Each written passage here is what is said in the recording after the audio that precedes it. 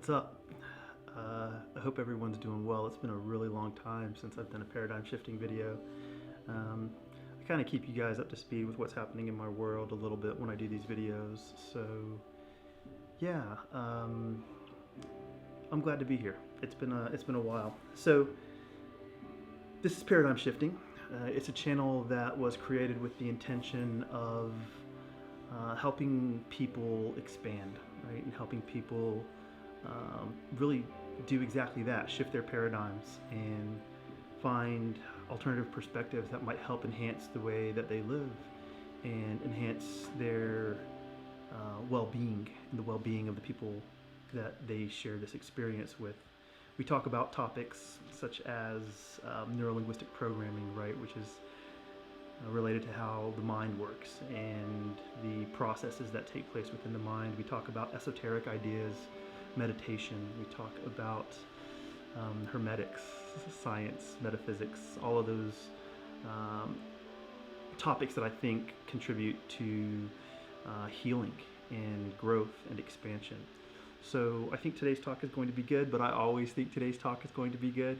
So thank you for joining. Welcome to tonight's paradigm shifting video. Here we go.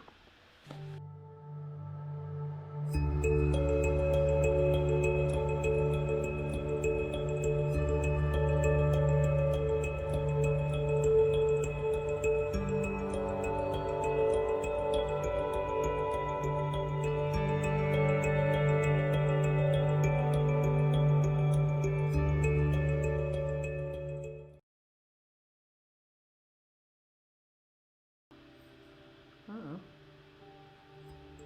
We should get a camera and turn that off. I'm so sorry, guys. Sorry about that, guys. Cool. So, welcome to paradigm shifting tonight. It's an interesting topic that I want to talk about because I usually talk about things that have happened to me recently, right? And the idea of what came to mind tonight was really about this process of introspection and this idea of retreating from the world, which I think is relative and kind of forced upon what's been happening in the world over the last 9 months. But there's also a deeper message behind this process of, removing yourself or retreating from the physical world. And I thought about it in the way that, I've got some friends that just came back from Cabo on vacation. What's up, Ray? What's up, Layla? And it was kind of cool. And from that perspective of, what's going on with my background? I have no idea what's happening there. It was really cool though, in the sense that when we go on vacation, right, it feels good, right, because we remove ourselves from all of the thoughts that we have, all the things that normally consume us, and this process or the habits that we create that really formulate or comprise a life. And removing ourselves from that gives us an opportunity to defrag. It gives us an opportunity to go inside and kind of just release all the pressure that comes along with all these expectations we've set for ourselves.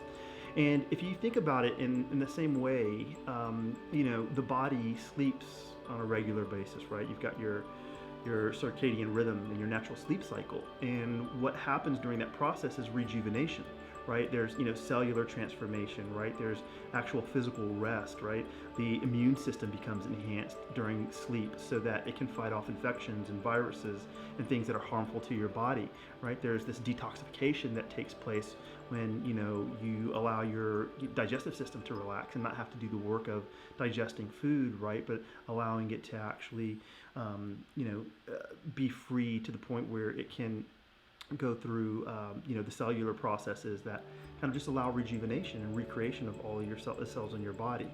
So from a physical perspective, it makes a lot of sense that sleep is essential. But this process of removing yourself from the redundancy of the external world also has a lot of benefit, and that's why we talk about meditation and kind of all the benefits that come along with meditation. And there's been countless studies out there that talk about lowering blood pressure and all these other benefits, right? Overall health, enhanced immune system, and all of these ideas and concepts and sciences that have come together related to why you should do that. So the process of kind of retreating from the world, I tied to this idea of, going through a meditative process and establishing a meditative practice. But in that meditative practice, there was this really cool experience that I had the other night. I've got some really cool friends that live in Atlanta, and I love them to death. And we've just begun this really really cool path. But we performed a meditation the other night, and it was about kind of reviewing your life and identifying maybe these emotional disturbances or these emotional pockets of either resistance or trauma, right? And exploring that feeling and then kind of really digging down to the root of it, not just saying, hey, why is it that I feel this way? And I'll give you an example of what I was going through, but associating it with perhaps other experiences that have happened in your life when you felt that way before, and going all the way back to the first time that you can remember experiencing this emotion, this feeling. In any event, so my story is this: I've been feeling angry lately, right? And I can't. Well, I know where it's from, but it was there's been a lot of change and transformation in my life, right? So there's a lot of release, and I was resisting some of that release, right? So I'm back in my home, and it's great, right? We have been going through a lot of work getting the place prepped up, and a lot of emotions came up that were mine, right? It was my own, doing my own thought, my own trauma that was starting to surface because it needs to be released. And this anger was tied to many things, but primarily it was tied to the idea of things dissolving, right? The transition, the natural transitionary experience of life that we have as we go through this thing. And so releasing the home brought up these emotions about lost relationships. It brought up these memories related to my childhood and the first time I really felt an impact of losing something, which was, believe it or not, it was this He-Man toy. I may have talked about it before in the past. So in going through this meditation and identifying, hey, here's where I feel angry, right? And then really getting down to the core of what exactly does that feel like? And where is it located within your body? And does it have a symbol, or does it have can you identify a particular point in time when you first realized that you felt this particular emotion? And as you do that, you begin to expand and really open up the emotional association, right? The emotion within yourself, as well as consciously all of the thoughts that contributed to the creation of that established emotion. And as you unpack that, right, as you open that, there was just a flood of experiences that all came back to the moments in time when I was younger, and I actually created this idea of anger at the thought of loss, at the thought of transition, at the thought of at the thought of moving on. And it's funny in the sense that in studying NLP, we know that your beliefs, right, your principles are based on deep structure, either conscious or subconscious beliefs and thoughts that were created based on an experience. The problem lies in that when we create those beliefs and those principles based on that experience, right, we often neglect to go back and reassess whether or not that belief is still working towards the benefit of who it is that we are in that future moment in time. So most people are operating under these subconscious beliefs, which we can call programs, right? They're subconscious brain programs that aren't necessarily congruent with who it is that they're becoming or who it is that they're wanting to be. So going through this kind of meditative practice where you're getting quiet and asking yourself about your feelings, right? And asking yourself about what it is that's causing you to have this repetitive thought that might be counterproductive or destructive or just traumatic, right? And really taking a moment to look inside of yourself. That's that same idea of retreating from the world. It's that same idea of going on vacation. It's that same idea of the natural process of your body rejuvenating itself during your sleep cycles. But it's more conscientious and it's more powerful. So, and the reason I say that it's more powerful is because all of these thoughts that we create, all of these emotions, right, are subsequently driven by a synaptic connection firing off in your brain, right? And that usually is related to a memory, right, or some experience that we had in the past that reminds us of how to feel that way. It's especially true for people who experience trauma, or for people who have found themselves in a repetitive negative thought pattern. They continuously are going back to this: why did that happen this way? Why did that happen this way? Why did that happen this way? And the more that they think about it, right, the stronger that neural network or that synaptic connection becomes in their mind, and the more difficult it is to break out of that pattern. So the reason I'm saying this is because it's really important for us to take a few minutes, right, find a practice where we can evaluate this aspect of ourselves, right? We can get down to the core of it by asking more questions about what it is that I feel, right? What drives that? How else can I explore this feeling? How else does it manifest? Because my anger wasn't just anger, right? It was betrayal. It was abandonment. It was confusion. It was regret. It was lust. There was a bunch of stuff related to every time that I felt that powerful experience. There was a bunch of stuff that was tied to what made me feel anger. What's up, Ray? Ray's hilarious. He's go to Cabo. Ray just came back from Cabo. I mentioned Ray earlier. In any event, so I did this meditation, and it was really, really powerful and beautiful. And I felt in that moment that I dropped a lot of stuff, right? And it felt really good. It felt really good to do it because I've been carrying around some subconscious anger that was overwhelming my mind, and it was kind of overwhelming my emotions, and I was actually kind of expressing it to other people.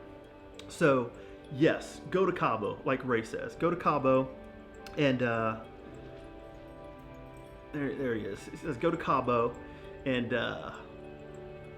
relax on the beach. That's definitely an option. I might go to Destin, but we can also do the things that make us feel good. Right? So if that is, going on a bike ride and clearing your mind, right? Everyone has their own way, and there's no one right or wrong way to do it, but make that a part of your practice. Make that a ritualistic aspect of how you live your life so that you can continuously sharpen the saw or cleanse yourself of those things that become redundant and repetitive, that no longer serve you, or that feel bad, or that make you think bad things, right? Clean that stuff out of your life, let it go, throw that stuff away, and start to drive yourself towards having a habituated practice of thoughts that are beneficial and loving and uplifting, and that bring forward the light or the love or whatever it is that brings goodness to your life. Because I tell you what, man, the choice is ours, right? And I've known many people who have spent a lifetime, right? A lifetime. And some of my family members have spent a lifetime in this repetitive negative thought and this pessimistic outlook on life.